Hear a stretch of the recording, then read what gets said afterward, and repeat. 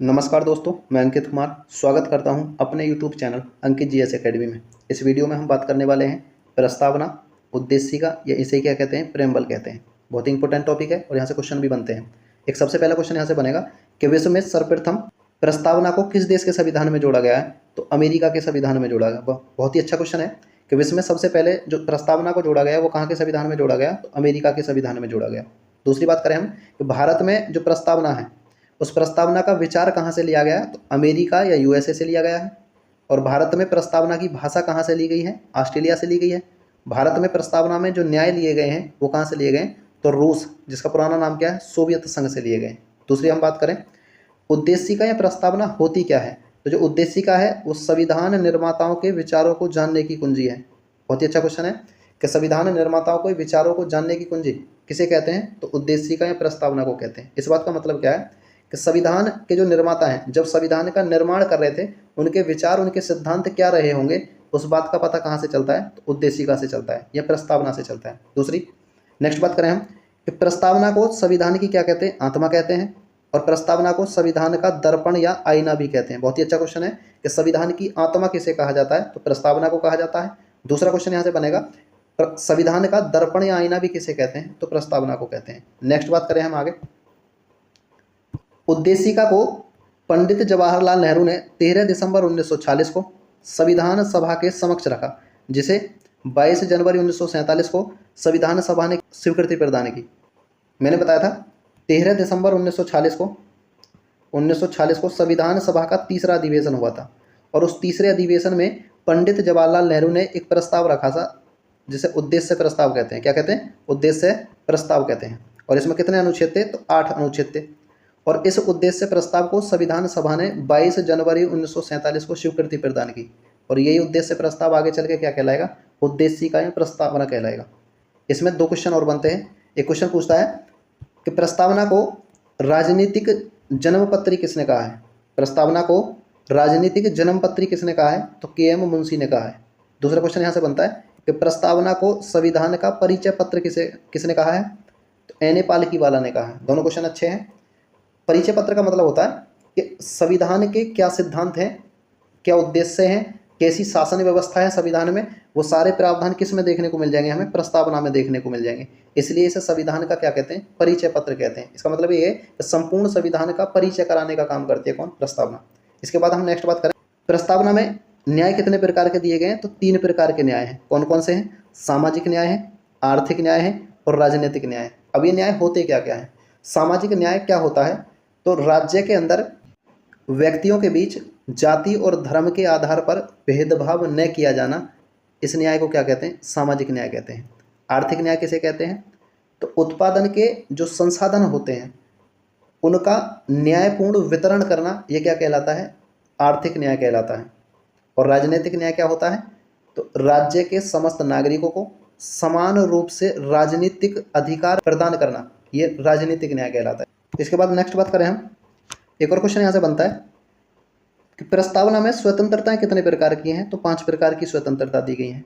विचार की स्वतंत्रता है, अभिव्यक्ति की स्वतंत्रता है, विश्वास की स्वतंत्रता है, धर्म की स्वतंत्रता है, उपासना की स्वतंत्रता है। ये क्या है स्वतंत्रता? विचार का मतलब होता है अपने विचार रखने की स्वतंत्रता है। अभिव्यक्ति या वाक या बोलने की स्वतंत्रता है। तीसरा मैंने बताया विश्वास करने की स्वतंत्रता है। चौथा किसी भी धर्म को मानने की स्वतंत्रता है। पांचवा उपासना का मतलब होता है पूजा करना है। नेक्स्ट बात करें कि प्रस्तावना में समानता कितने प्रकार की दी गई है? तो 2 प्रकार की समानता है। एक प्रतिष्ठा की समानता है और एक अवसर की समानता है। सभी नागरिकों को प्रतिष्ठा और अवसर की समानता प्रदान करती है कौन? प्रस्तावना। ठीक है, नेक्स्ट बात करें हम इसमें, एक और यहां से क्वेश्चन बनता है, प्रस्तावना में भारत शासन प्रणाली के कितने लक्षण दिए गए हैं? तो 5 लक्षण दिए गए हैं। कौन कौन से हैं? संपूर्ण प्रभुत्व संपन्न, या हम बोलते हैं संप्रभुता। दूसरा है समाजवादी, तीसरा है पंथनिरपेक्ष, चौथा है लोकतंत्रात्मक और पांचवा है गणराज्य। ये 5 लक्षण हैं जो भारत शासन प्रणाली के दिए हुए हैं। किसमें दिए हुए हैं? तो प्रस्तावना में दिए हैं। इन 5 के बारे में हम डिटेल में जानेंगे। हम एक बार पहले प्रस्तावना को पढ़ेंगे कि ये मैंने प्रस्तावना ले रखी है यहाँ पे। इसमें लिखा है हम भारत के लोग भारत को संपूर्ण प्रभुत्व संपन्न, समाजवादी, पंथनिरपेक्ष लोकतंत्रात्मक गणराज्य बनाने के लिए तथा उसके समस्त नागरिकों को सामाजिक, आर्थिक, राजनीतिक न्याय प्रदान, इसके बाद विचार, अभिव्यक्ति, विश्वास, धर्म और उपासना की स्वतंत्रता, प्रतिष्ठा और अवसर की समानता प्राप्त करने के लिए। मैंने बताया कि भारत शासन प्रणाली के 5 लक्षण दिए गए हैं किसमें, प्रस्तावना में। पहला कौन सा है, संपूर्ण प्रभुत्व संपन्न, दूसरा है समाजवादी, तीसरा पंथनिरपेक्ष, चौथा लोकतंत्रात्मक और पांचवा है गणराज्य। दूसरा मैंने बताया था प्रस्तावना में 3 प्रकार के न्याय कौन कौन से हैं, सामाजिक न्याय, आर्थिक न्याय, राजनीतिक न्याय दिए हुए हैं। नेक्स्ट मैंने बताया था प्रस्तावना में 5 प्रकार की स्वतंत्रता है कौन कौन सी, विचार की स्वतंत्रता, अभिव्यक्ति की स्वतंत्रता, विश्वास की स्वतंत्रता है, धर्म की स्वतंत्रता है और उपासना की स्वतंत्रता है। और एक नेक्स्ट बात मैंने की थी, प्रस्तावना में समानता भी कितने प्रकार की, 2 प्रकार की। किस किस की, तो प्रतिष्ठा की समानता है और अवसर की समानता है। ये सारे प्रावधान किसमें है, उद्देशिका में है। नेक्स्ट बात करें हम,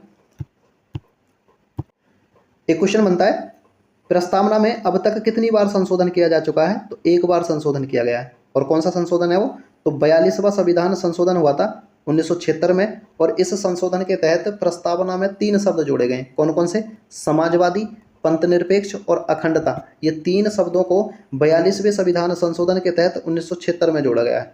इसका मतलब यह है मूल प्रस्तावना में 85 शब्द थे और वर्तमान जो प्रस्तावना उसमें कितने शब्द हैं, तो 88 शब्द हैं। नेक्स्ट बात करें, एक क्वेश्चन और बनता है कि प्रस्तावना का प्रारंभ कहाँ से होता है, तो मैंने अभी प्रस्तावना पढ़ी थी, हम भारत के लोग, यहाँ से शुरू होती है प्रस्तावना। दूसरा क्वेश्चन यहाँ से बनता है प्रस्तावना में भारत शब्द का वर्णन कितनी बार है, तो 2 बार किया गया है। और क्वेश्चन क्या बनता है यहाँ से, एक क्वेश्चन आता है कि सुप्रीम कोर्ट ने प्रस्तावना को संविधान का अंग नहीं माना था। कब नहीं माना था, तो एक मामला आया था, एक वाद आया था, बेरूबारी मामला 1960। इस वाद में सुप्रीम कोर्ट ने प्रस्तावना को संविधान का अंग मानने से मना कर दिया था। इसके बाद ठीक 13 साल बाद एक और केस आता है जिसे केशवानंद भारती बनाम केरल राज्य कहते हैं। इस मामले में सुप्रीम कोर्ट ने प्रस्तावना को संविधान का क्या माना है, अंग माना है। दोनों क्वेश्चन अलग हैं। बेरूबारी मामले में सुप्रीम कोर्ट ने प्रस्तावना को संविधान का अंग नहीं माना है, लेकिन केशवानंद भारती जो मामला आया है इसमें सुप्रीम कोर्ट ने प्रस्तावना को संविधान का अंग माना है। और ये बात बोली गई थी कि जैसे संविधान के अन्य भागों में संशोधन किया जा सकता है वैसे हम प्रस्तावना में भी संशोधन कर सकते हैं, लेकिन मूल ढांचे पर कोई प्रभाव नहीं पड़ना चाहिए। इसीलिए 73 में संशोधन करने की बात बोली गई है, 76 में संशोधन किया गया है। नेक्स्ट बात करें हम, प्रस्तावना न्याय योग्य नहीं है। इसका मतलब यह है कि प्रस्तावना के आधार पर किसी को न्याय नहीं दिया जा सकता। नेक्स्ट बात करें, संविधान का मूल स्रोत क्या है।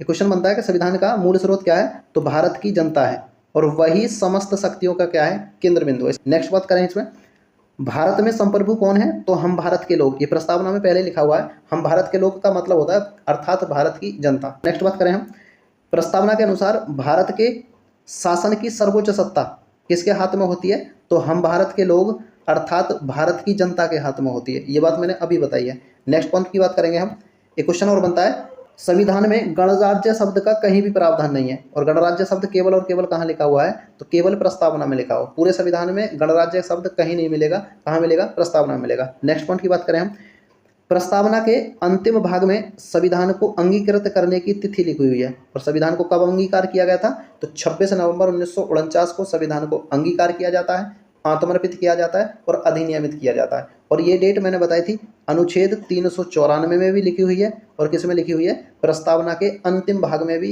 इस तिथि का प्रावधान मिलता है। हम बात करें मूल प्रस्तावना में भारत को कैसा राज्य दिखाया गया था, तो मैंने बताया है संपूर्ण प्रभुत्व संपन्न लोकतंत्रात्मक गणराज्य, ऐसा था मूल प्रस्तावना में भारत।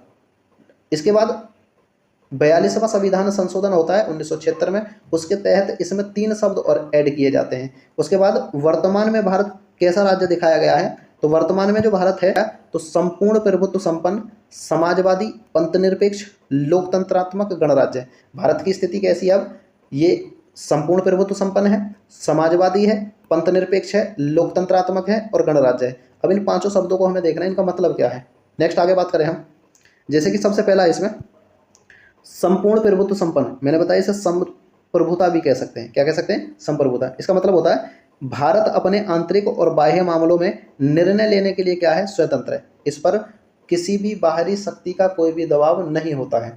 नेक्स्ट बात करें हम समाजवादी। समाजवादी किसे कहते हैं? तो समाजवादी व्यवस्था में जो उत्पादन के संसाधनों पर किसका नियंत्रण होता है? तो सरकार का नियंत्रण होता है, और सरकार सबके साथ सबके विकास की बात करती है। ये क्या है? तो ये समाजवाद है। और भारत में कैसा समाजवाद है? तो लोकतांत्रिक समाजवाद है। क्वेश्चन अगर बन जाए कि भारत में कैसा समाजवाद है, तो लोकतांत्रिक समाजवाद है। तीसरी बात करें पंथ निरपेक्ष की। पंथ निरपेक्ष किसे कहते हैं? तो सभी धर्मों को समान संरक्षण प्रदान करता है। इसका मतलब यह है पंथ निरपेक्ष उसे कहते हैं जो सभी धर्मों को समान संरक्षण प्रदान करता है, वो क्या होता है? पंथ निरपेक्ष होता है। इसका मतलब है यह सभी धर्म उसकी नज़र में क्या होते हैं? समान होते हैं, किसी भी एक धर्म को वरीयता नहीं देता है। नेक्स्ट बात करें हम लोकतंत्र किसे कहते हैं? तो लोगों का तंत्र, अर्थात लोगों का जो शासन होता है उसे क्या कहते हैं? लोकतंत्र कहते हैं। और एक बात इब्राहिम लिंकन ने बोली भी है कि जनता के लिए जनता द्वारा स्थापित जो शासन होता है वो क्या होता है? लोकतंत्र होता है। और भारत में लोकतंत्र कैसा है? तो अप्रत्यक्ष लोकतंत्र है। मैंने बताया था लोकतंत्र दो प्रकार का होता है, एक प्रत्यक्ष लोकतंत्र होता है और एक अप्रत्यक्ष लोकतंत्र होता है। प्रत्यक्ष लोकतंत्र में मैंने बताया था कि जनता सीधे विधि का निर्माण करती है, और अप्रत्यक्ष लोकतंत्र में मैंने बताया था कि जनता के प्रतिनिधि विधि का निर्माण करते हैं। नेक्स्ट बात करें गणराज्य। गणराज्य कैसे किसे कहते हैं? भारत का जो राष्ट्रीय अध्यक्ष होता है वो क्या होता है? निर्वाचित होता है। निर्वाचित का मतलब है चुनाव होकर आता है। कैसा आता है? चुनाव होकर आता है। इसलिए भारत क्या है? एक गणराज्य है। इसका मतलब है भारत में राष्ट्रीय अध्यक्ष का पद वंशानुगत नहीं है। इस वीडियो में इतना ही। इसकी PDF टेलीग्राम चैनल पर आपको मिल जाएगी।